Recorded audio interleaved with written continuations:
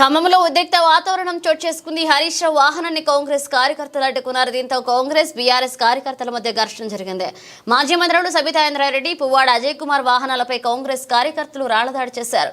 ఈ ఘటనలో ఇద్దరికి తీవ్ర గాయాలయ్యాయి. వారిని ఆసుపత్రికి తరలించారు. వరద బాధితులను ఆదుకోవడం కాంగ్రెస్ ప్రభుత్వం విఫలమైందని హరీష్ రావు ధ్వజమెత్తారు.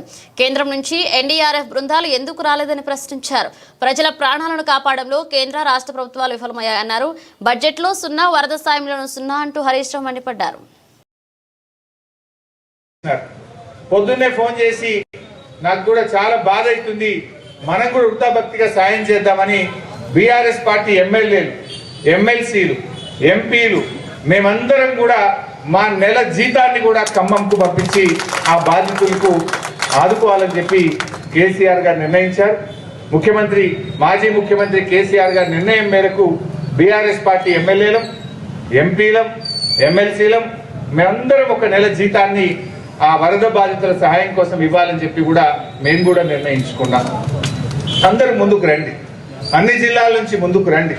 మనుషులం కదా, తోటి మనిషికి దుఃఖం వచ్చినప్పుడు, తోటి మనిషికి కష్టం వచ్చినప్పుడు సాయం చేసి కాపాడుకునే బాధ్యత మన మీద ఉంటుంది.